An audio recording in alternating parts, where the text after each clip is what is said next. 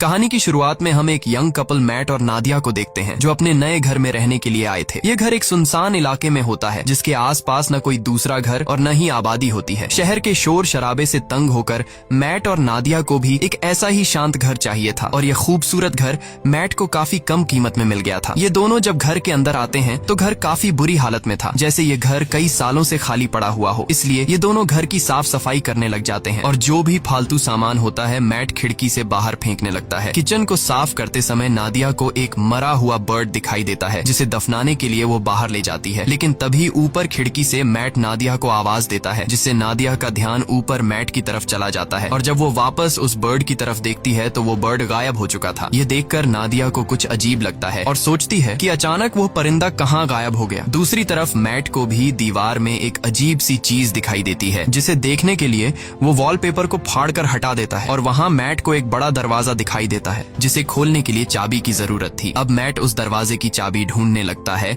और उसे बाहर फेंकी गई कबाड़ में चाबी मिल जाती है, जिसके बाद वो चाबी को दरवाजे के होल में डालकर दरवाजा खोल देता है। यहाँ नादिया भी पहुंच जाती है। ये दोनों देखते हैं कि अंदर एक काले गहरे अंधेरे वाला कमरा है और जैसे ही ये दोनों उस कमरे के अंदर जाते हैं तभी बाहर की लाइट्स अचानक ब्लिंक करने लग जाती हैं। ये देखकर इन दोनों को कुछ गड़बड़ महसूस होती है और इस प्रॉब्लम को दूर करने के लिए मैट कहता है कि हमें एक इलेक्ट्रिशियन को बुलाना चाहिए। ये कहकर वो वहाँ से चला जाता है और नादिया उस रूम के पास अकेली रह जाती है। नादिया अब सोचती है कि उसे इस रूम में जाना चाहिए या फिर नहीं, लेकिन फिर नादिया को कुछ अजीब सा डर महसूस होता है, इसलिए वो भी मैट के पीछे चली जाती है। इस तरह से रात गुजर जाती है और अगले दिन नादिया एक इलेक्ट्रिशियन को कॉल करती है। कुछ देर बाद लाइट्स ब्लिंक होने की प्रॉब्लम को दूर करने के लिए एक इलेक्ट्रिशियन आता है जो कि घर की लाइट्स को चेक करते हुए नीचे बेसमेंट में पहुंच जाता है और वहाँ का नजारा देखकर वो हैरान रह जाता है क्योंकि पूरा का पूरा बेसमेंट बिजली के वायर से भरा पड़ा था और कोई भी ऐसा कोना नहीं था जहाँ पर वायर्स ना हो। ये वायर्स काफी पुराने जमाने की लग रही थी और इलेक्ट्रिशियन भी कहता है कि मैंने आज तक इस तरह की चीजें कभी नहीं देखी। खैर, इलेक्ट्रिशियन जैसे तैसे करके घर की लाइट चालू करके जाने लगता है और जाते समय वो मैट से कहता है कि आखिर तुमने यह घर क्यों खरीदा? इस घर के पहले मालिक का मर्डर इसी घर में हुआ था और उस दिन के बाद कोई इस घर में रहने को तैयार नहीं हुआ। यह सुनकर मैट बहुत ज्यादा घबरा जाता है और इस घर के बारे में रिसर्च करने लगता है। रिसर्च के दौरान इंटरनेट पर मैट को एक पुराने न्यूज आर्टिकल में थॉमसन फैमिली का पता चलता है जो कि एक कपल था और आर्टिकल में लिखा हुआ था कि इस घर में रहने वाले कपल को अपने ही बेटे ने मार दिया था जिसका नाम जॉन था। इन्वेस्टिगेशन के दौरान जॉन पुलिस को बताता है कि मुझसे यह मर्डर इस घर ने करवाए हैं। यह देखकर मैट को यह एक झूठी कहानी लगती है और कई घंटों तक रिसर्च करने के बाद वो थक जाता है। फिर अपनी पत्नी से छिपकर उसी अंधेरे वाले कमरे में बैठकर शराब पीने लग जाता है। बोतल में शराब पहले से ही 2 घूंट बची हुई थी जिसे पीकर वो बोतल खाली कर देता है और मन ही मन सोचता है कि काश पीने के लिए एक और बोतल मिल जाती। तभी अचानक लाइट्स ब्लिंक होने लगते हैं और कुछ देर के लिए लाइट चली जाती है और जब फिर से लाइट आती है तो उसके सामने एक शराब की बोतल पड़ी होती है। ये देखकर उसकी आंखें खुली की खुली रह जाती हैं और जब वह उस बोतल को हाथ लगाकर चेक करता है तो उसे पता चलता है कि यह एक असली बोतल है, यानी कि यह रूम किसी भी इच्छा को पूरी कर सकता है। अगली सुबह नादिया नींद से जागती है। वो देखती है कि मैट यहाँ पर नहीं है, इसलिए वो मैट को ढूंढने उस रूम में जाती है। वहाँ जाकर वो देखती है कि पूरा रूम कीमती पेंटिंग्स और नई चीजों से भरा हुआ है और मैट बहुत ही ज्यादा खुश है। मैट नादिया को बताता है कि इस रूम में किसी भी विश को पूरा करने की ताकत है। वो नादिया से कहता है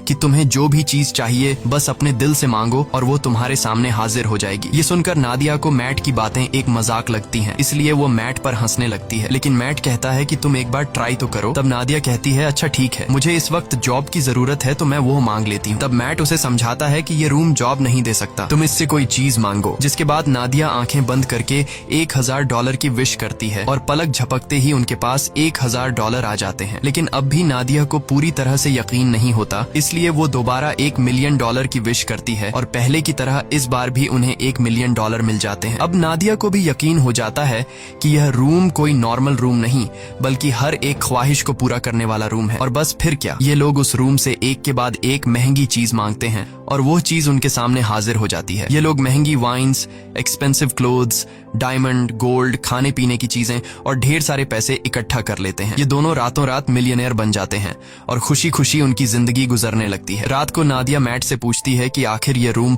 उनकी इतनी सारी विशेष कैसे पूरी कर रहा है, लेकिन मैट कहता है कि हमें इस बारे में बिल्कुल भी नहीं सोचना चाहिए, हमें बस एंजॉय करना है। इस तरह से ये दोनों अगले कई दिनों तक अपनी जिंदगी बिलियनर्स की तरह गुजारते हैं। हर बार जब भी उनकी कोई विश होती तो लाइट्स टिमटिमाती और उनकी सारी ख्वाहिशें बेसमेंट में बने उस रूम में तुरंत पूरी हो जाती। ये दोनों डांस करते हैं, पार्टीज करते हैं और खूब मजे लेते हैं। लेकिन उनकी यह चमक दमक वाली जिंदगी अब कुछ ही दिनों की मेहमान थी और अब उनके बुरे दिन शुरू होने वाले थे। वैसे तो यह रूम हर एक चीज दे सकता था, पर एक चीज जो इन दोनों की जिंदगी की सबसे बड़ी ख्वाहिश थी और वो चीज उन्हें रूम दे भी सकता था, लेकिन ये दोनों रूम से उस चीज को मांगने के लिए तैयार नहीं थे। और वो चीज कुछ और नहीं बल्कि एक बच्चा था। एक दिन मैट नादिया को बच्चे का एक झूला गिफ्ट करता है, जो कि इस बात का इशारा था कि हमें बच्चे के लिए ट्राई करना चाहिए। मैट नादिया को समझाता है कि हमें एक बार फिर से कोशिश करनी चाहिए, लेकिन नादिया इसके लिए तैयार नहीं होती क्योंकि पहले भी उसके 2 मिसकैरेजेस हो चुके थे। अब नादिया परेशान हो जाती है। काफी देर तक सोचने के बाद वो इस रूम में जाकर एक बच्चे की विश करती है और बच्चा उसे मिल भी जाता है। जब मैट आकर नादिया को बच्चे के साथ देखता है तो वो बहुत गुस्सा हो जाता है और नादिया को डांटने लगता है कि तुम्हें बिना परमिशन के बच्चे को नहीं लेना चाहिए था। इस बात पर इन दोनों के बीच काफी देर तक बहस होती है। नादिया कहती है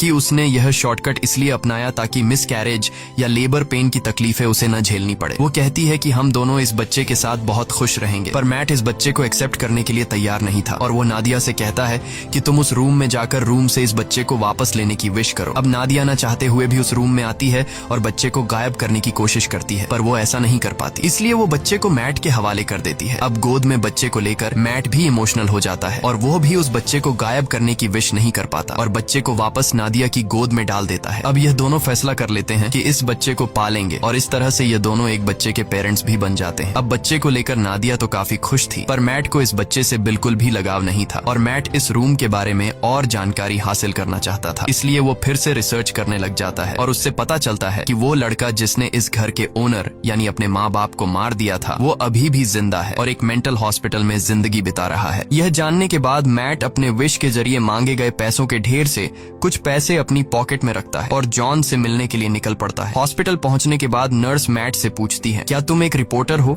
45 सालों से जॉन के लिए कोई भी परिवार का बंदा नहीं आया। ये सुनकर मैट झूठ बोल देता है कि मैं भी एक रिपोर्टर हूँ। कुछ देर बाद जॉन आता है। जॉन बूढ़ा हो चुका था और जॉन पीछे वाले टेबल पर बैठकर मैट से कहता है, मुझे तुम्हारा ही इंतजार था। ये सुनकर मैट को कुछ अजीब लगता है और वो डायरेक्ट जॉन से पूछता है कि तुम इस रूम के बारे में क्या जानते हो और तुमने अपने मॉम डैड को क्यों मारा? तब जॉन कहता है कि मैंने अपने पेरेंट्स को नहीं मारा बल्कि उस रूम ने मुझसे यह करवाया। इसके बाद जॉन मुस्कुराते हुए कहता है, मुझे पता है कि तुम अभी मजे कर रहे हो, खूब खाना पीना, महंगे कपड़े और एंजॉय, लेकिन जल्द ही इसकी कीमत तुम्हें चुकानी पड़ेगी। और जॉन मैट से कहता है, जितनी जल्दी हो सके इस घर को छोड़ दो। मैट को जॉन की दिमागी हालत ठीक नहीं लगती, इसलिए वो उसे वहीं पर छोड़कर घर लौटने लगता है। रास्ते में वो पेट्रोल पंप पर गाड़ी में पेट्रोल डालने के लिए गाड़ी खड़ी करता है। पेट्रोल डलवाने के बाद जब मैट एम्प्लॉई को पैसे देने के लिए जेब में हाथ डालता है तो उसके हाथ में पैसों की जगह राख निकलती है। यह देखकर वो परेशान हो जाता है और दूसरी जेब से एम्प्लॉई को पैसे पकड़ाकर सीधे घर पहुंचता है और सोचने लगता है कि जाते हुए उसने ढेर सारे पैसे अपनी जेब में डाले थे, फिर अचानक वो पैसे कहाँ गायब हो गए। अब इस बात को कंफर्म करने के लिए उसने रूम से विश के जरिए जो पैसे मांगे थे वो उन पैसों को उठाकर बाहर खिड़की से फेंक देता है और देखते ही देखते वो पैसे अचानक गायब हो जाते हैं। इसके बाद मैट विश के जरिए मांगी गई एक पेंटिंग को उठाकर उसका आधा हिस्सा घर के अंदर रखता है और आधा बाहर। कुछ ही देर बाद जो हिस्सा घर से बाहर था वो राख में बदल जाता है और बाकी का हिस्सा वैसा का वैसा ही रहता है। यह देखकर मैट समझ जाता है कि वो लोग इस रूम से मिली किसी भी चीज को घर के बाहर नहीं ले जा सकते, नहीं तो वो सारी चीजें राख में बदल जाएंगी। मैट अब रूम की दीवार को तोड़ने लगता है ताकि उसे पता चल सके कि आखिर इस रूम में क्या छिपा है, पर दीवारों के अंदर उलझी हुई वायर्स के अलावा और कुछ भी नहीं था। हर जगह बस वायर्स ही वायर्स थीं। दीवारों को तोड़ने के शोर से नादिया भी वहाँ पर पहुँच जाती है। नादिया बच्चे को गोद में लिए बाहर की तरफ जाने लगती है, पर मैट उसे बाहर जाने से रोक लेता है और कहता है कि बच्चे को बाहर ले जाना सेफ नहीं है। वो उसे असली वजह नहीं बता पाता, मगर खुद उसे पता चल चुका था कि जो कुछ भी उस कमरे से विश के जरिए मांगा गया है उसे यहाँ से बाहर निकालने पर वो खत्म हो जाएगा। लेकिन मैट के मना करने के बावजूद भी नादिया बच्चे को बाहर ले जाती है। बाहर ले जाते ही बच्चा जोर जोर से रोना शुरू कर देता है और उसका कलर बदलने लगता है। यह देखकर नादिया भी चिल्लाने चिल्लाने लगती है। नादिया की आवाज सुनकर मैट दौड़कर उसके पास जाता है और दोनों को उठाकर घर के अंदर ले आता है। और अब हम देखते हैं कि वो छोटा बच्चा अब छोटा बच्चा नहीं रहा, बल्कि वो कुछ ही सेकंड में 8 साल का लड़का बन चुका था। यहाँ मैट नादिया को सारी सच्चाई बता देता है कि वो रूम हमारी हर विश को पूरी कर सकता है, पर हम उसकी दी हुई चीजों को घर से बाहर नहीं निकाल सकते, वरना वो चीजें पुरानी होकर राख में बदल जाएंगी। ये सुनकर नादिया को बहुत दुख होता है और अब ये दोनों डिसाइड करते हैं कि इस बच्चे को घर में ही रखेंगे, कभी भी बाहर जाने नहीं देंगे, नहीं तो वो मारा जाएगा। इस तरह से दिन गुजरते हैं। नादिया बच्चे को घर के अंदर ही सब चीजें सिखाती है। वो उसे अपना बेटा मानती है और इस बच्चे का नाम रखती है शेन। शेन बाकी बच्चों से काफी अलग था। वो किसी की भी बात नहीं मानता और न ही उस पर किसी बात का असर पड़ता। उसकी हरकतें बिल्कुल भी बच्चों जैसी नहीं थी। खाने के दौरान वो बर्फ खाया करता था, लेकिन इन सब हरकतों के बावजूद भी नादिया शेन से बहुत ज्यादा प्यार करती थी। नादिया शेन को समझाती है कि वो घर के बाहर नहीं जा सकता, क्योंकि बाहर खतरनाक लोग हैं जो उसे मार देंगे। ये सुनकर शेन बहुत मायूस हो जाता है और घर के अंदर कभी खिड़की तो कभी दरवाजे से बाहर की दुनिया देखता है। नादिया जब भी घर से बाहर निकलती या फिर घर के अंदर आती, तब वो दरवाजे में ताला लगा दिया करती ताकि शेन घर से बाहर ना निकल सके। एक दिन जब शेन घर में स्नो ग्लोब से खेल रहा था, तभी वहाँ पर मैट आता है। अब क्योंकि मैट को शेन से बिल्कुल भी लगाव नहीं था, इसलिए वो शेन को डांटता है कि तुम्हें यहाँ पर नहीं खेलना चाहिए। डर के मारे शेन के हाथ से स्नो ग्लोब नीचे गिरकर टूट जाता है। शेन को मैट के इस बर्ताव से बहुत दुख होता है। रात को शेन उन दोनों के कमरे के पास जाकर चुपके से नादिया और मैट की बातें सुनने लगता है। वो दोनों उस रूम के बारे में बातें करते हैं। यह सुनकर शेन को शक होने लगता है कि जरूर उस रूम में कुछ ऐसा है जिससे मैं अनजान हूँ। वो सोचता है कि पता नहीं यह दोनों मुझे क्यों घर से बाहर नहीं जाने देते और उस रूम से दूर रहने को कहते हैं। इसलिए शेन टॉर्च उठाकर घर की जांच पड़ताल करने लगता है और आगे बढ़ते हुए वो सीधा बेसमेंट तक पहुंच जाता है, जहां ढेर सारी उलझी हुई वायर्स थीं। उन सब से गुजरते हुए आखिरकार वो उस रूम तक पहुंच जाता है और यहाँ उसे सारा राज पता चल जाता है। रात भर पूरे घर में लाइट्स ब्लिंक होती रहती हैं, पर मैट और नादिया नींद में होने की वजह से कुछ नोटिस नहीं कर पाते। अगली सुबह जब मैट की आंख खुलती है तो उसे अपने बगल में एक नया स्नो ग्लोब पड़ा हुआ दिखता है और इसके साथ ही टूटा हुआ ग्लोब कुछ दूरी पर उसे दिखाई देता है। ये देखकर वो परेशान हो जाता है कि आखिर ये नया ग्लोब किसने बनाया। मैट सीधा नादिया के पास जाता है और उसे जगाकर पूछता है कि क्या तुमने इस ग्लोब को उस रूम से विश करके मांगा, जिस पर नादिया कहती है नहीं, मैंने इस ग्लोब की विश नहीं की। तभी उसी वक्त लाइट्स को ब्लिंक होता देखकर वो समझ जाता है कि ये सारा काम शेन का है। ये दोनों तेजी से उस रूम की तरफ भागते हैं और वहाँ जाकर ये दोनों हैरान रह जाते हैं। अब क्योंकि शेन को घर से बाहर जाने नहीं दिया जाता था, इसलिए वो दिल में बाहर जाने की इच्छा रखते हुए उस रूम से खुद के लिए एक बहुत बड़ा आउटडोर एरिया मांग लेता है, जहाँ एक खुला आसमान और बड़ा जंगल था और शेन मजे से वहाँ खेल रहा था। नादिया अपने बेटे की बनाई हुई दुनिया को देखकर खुश होती है और उसके साथ खेलने लगती है, लेकिन मैट शेन के इस काम से बिल्कुल भी खुश नहीं था, क्योंकि उसे डर था कि कहीं वह उस रूम से बंदूक या फिर कुछ गलत चीज न मांग ले जिससे उनकी जान खतरे में पड़ जाए। इसलिए वो शेन को हाथ से पकड़कर वापस घर के अंदर ले आता है। अब मैट उस रूम की चाबी अपने पास संभाल कर शेन को उस रूम में जाने से मना करता है, लेकिन नादिया मैट को ऐसा करने से रोकती है। वो कहती है कि हम पहले ही शेन को घर से बाहर जाने नहीं देते। अब बेचारे ने खुद के लिए एक अलग आउटडोर बना लिया है, इसलिए हमें उसे वहाँ जाने से नहीं रोकना चाहिए और वहाँ उसकी जान को भी खतरा नहीं है। पर मैट नादिया की बात नहीं सुनता और कहता है कि शेन अभी ना समझ है, मुझे डर है कि कहीं वो गलती से उस रूम से कुछ ऐसी चीज न मांग ले जिससे हम दोनों खतरे में पड़ जाएं। तभी फोन की घंटी बजती है और परमिशन न होने के बावजूद शेन फोन उठा लेता है, लेकिन जल्दी ही मैट उससे फोन छीनकर खुद बात करने लगता है। दूसरी तरफ कॉल पर जॉन था, जिसने शेन की आवाज सुनकर समझ लिया कि मैट ने उस रूम से एक बच्चा मांग लिया है। अब मैट भी उससे कोई बात नहीं छिपाता और कहता है कि हम इस बच्चे से अपनी जान कैसे छुड़ाएं। इधर किचन में रखे दूसरे फोन से नादिया इन दोनों की सारी बातें चुपके से सुनने लगती हैं। जॉन उसे अपनी सच्चाई बताता है कि मैं भी उस रूम से विश के जरिए मांगा गया हूँ। वो बताता है, मैंने अपने पेरेंट्स को इसलिए मारा क्योंकि मुझे भी बाहर की दुनिया देखनी थी, लेकिन जब मैं घर से बाहर निकलता तो मेरी उम्र बढ़ने लगती और जब मैंने रूम से पूछा तो उसने मुझे बताया कि अगर तुम्हें इस घर से बाहर निकलना है तो तुम्हें उस इंसान को मारना होगा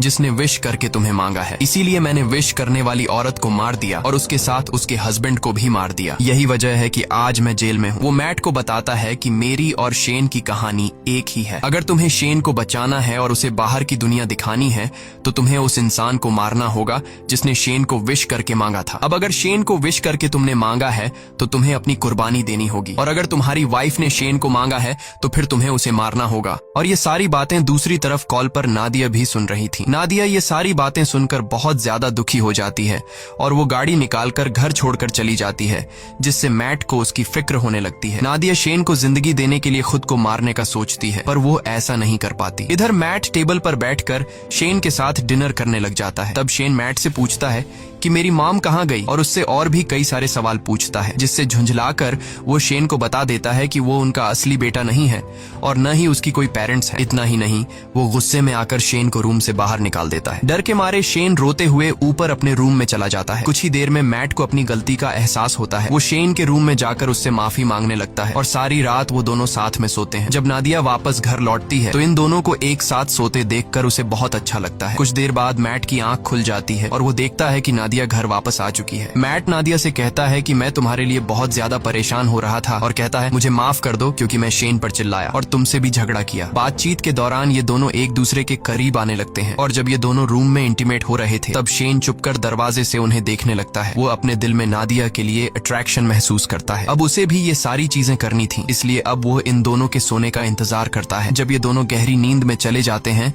तब शेन चुपके से आकर मैट की पॉकेट से घर के बाहर जाने की चाबी चुरा लेता है। अगले दिन सुबह मैट और नादिया फ्रंट डोर को खुला देखकर समझ जाते हैं कि शेन घर से बाहर निकल गया है, इसलिए उन्हें डर था कि कहीं वो मर न गया हो। लेकिन तभी घर के एक अलग हिस्से में शेन को देखकर दोनों हैरान हो जाते हैं, क्योंकि शेन अब जवान और ताकतवर हो चुका था। वो अपने पेरेंट्स की तरफ गन पॉइंट करके उन्हें धमकाता है। तब नादिया उसे समझाने की कोशिश करती है। इसी बीच मैट शेन पर हमला कर देता है और दोनों में फाइट होने लगती है। लेकिन उनकी फाइट के दौरान नादिया को धक्का लगता है, जिससे वह नीचे गिरकर बेहोश हो जाती है। कुछ देर बाद मैट उसे जगाते हुए बताता है कि शेन को गलती से गोली लगने की वजह से वो मर गया। ये सुनकर नादिया रोने लगती है। मैट उसे तसल्ली देकर वापस घर में ले आता है और यहाँ आता है कहानी में सबसे बड़ा ट्विस्ट, क्योंकि अभी जो मैट नादिया को उठाकर घर लेकर गया वो असल में मैट नहीं बल्कि शेन है। इधर दूसरे रूम में जहाँ उनकी फाइट हुई थी, असली मैट होश में आ जाता है और पूरे घर में अपनी वाइफ की तलाश करता है। तभी लाइट्स को फिर से टिमटिमाते देखकर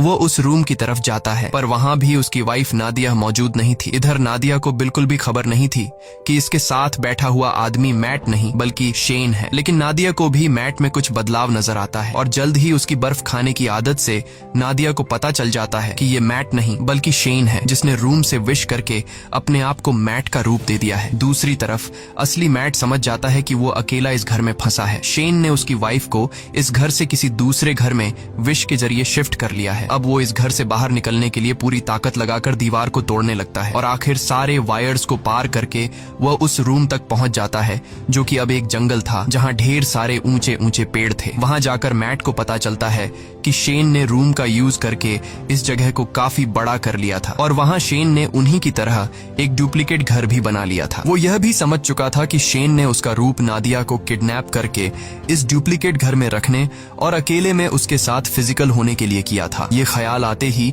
अपनी बीवी को वापस पाने के लिए मैट उस जंगल में दौड़ते हुए फाइनली उस डुप्लीकेट घर के अंदर पहुंच जाता है, जहां शेन नादिया के साथ जबरदस्ती करने की कोशिश कर रहा होता है। मैट को अंदर आते देखकर शेन फिर से लड़ाई के लिए तैयार हो जाता है। अब यहाँ नादिया भी पहचान नहीं पाती कि असली मैट कौन सा है, क्योंकि वो दोनों बिल्कुल सेम टू सेम थे। और यहाँ ये दोनों नादिया से कहते हैं कि मेरे साथ चलो। अब नादिया समझदारी से काम लेते हुए शेन का नाम लेती है, जिसे सुनते ही शेन उसकी तरफ देख लेता है और नादिया को समझ आ जाता है कि यह शेन है, जिसके बाद वो शेन को धक्का देकर नीचे गिरा देती है। जमीन पर गिरते ही वो अपने असली रूप में आ जाता है। उधर मैट और नादिया रूम से बाहर निकलने की कोशिश करते हैं पर निकल नहीं पाते, क्योंकि शेन ने रूम से उनके इसी घर में फंसे रहने की विश मांगी हुई थी। लाख कोशिशों के बाद भी जब वो लोग घर से नहीं निकल पाते तो मैट रुक जाता है और वहां से निकलने का कोई तरीका सोचने लगता है। यहाँ मैट होशियारी से एक ऐसी विश करता है कि हम दोनों का नया रूप इस घर के अंदर ही रहे और हमारा असली रूप इस घर से बाहर चला जाए। तभी अचानक वहां पर शेन भी आ जाता है और मैट को चाकू घोंपकर मार डालता है। इसके बाद वो नादिया को समझाने लगता है कि तुम मैट को भूल जाओ और मेरे साथ रहो। लेकिन इन्हीं बातों के दौरान उसे एहसास होता है कि यह दरअसल मैट और नादिया के क्लोन है, जबकि असली मैट और नादिया दौड़कर रूम के बाहर जंगल की तरफ भागते हैं। यह देखकर शेन बहुत गुस्सा हो जाता है और तेजी से उनके पीछे दौड़ने लगता है। यहाँ यह दोनों असली घर में पहुंच जाते हैं। जब शेन भी असली घर में पहुंचता है तो वो दौड़कर मैट पर अटैक कर देता है, लेकिन यहाँ मैट समझदारी से काम लेते हुए शेन को कसकर पकड़कर अपने साथ घर से बाहर निकाल लेता है। शेन अपनी जान को खतरे में देखकर वापस दरवाजे की तरफ भागता है, पर अंदर घुसने से पहले ही नादिया दरवाजा बंद कर लेती है। अब यहाँ शेन नादिया को बहकाने की कोशिश करता है। वो कहता है, प्लीज मॉम, मेरे लिए दरवाजा खोल दो। लेकिन नादिया अब समझ चुकी थी, इसलिए वो रोते हुए शेन को बूढ़ा होते देखती है। धीरे धीरे उसकी बॉडी गलने लगती है और आखिर में वो राख में बदल जाता है। नादिया उसके पास आती है और उसकी बॉडी से बनी हुई राख को हाथ में उठाकर रोने लगती है, क्योंकि नादिया ने उसे अपना बेटा माना था। इसके बाद मैट नादिया के पास आता है और दोनों एक दूसरे को गले लगा लेते हैं। अब सीन शिफ्ट होता है और हमें कुछ महीने बाद का सीन दिखाया जाता है, जहां मैट और नादिया एक छोटे से घर में सेटल्ड हो जाते हैं और सुकून से रहने लगते हैं। पर थोड़े ही दिनों बाद नादिया डरते हुए अपना प्रेगनेंसी टेस्ट करती है और रिपोर्ट पॉजिटिव आती है, यानी अब इन दोनों का खुद का एक बेबी आने वाला है। इसी के साथ ये कहानी खत्म हो जाती है। अगर आपको ये वीडियो अच्छी लगी हो तो हमारे चैनल को सब्सक्राइब और वीडियो को लाइक जरूर कीजिएगा।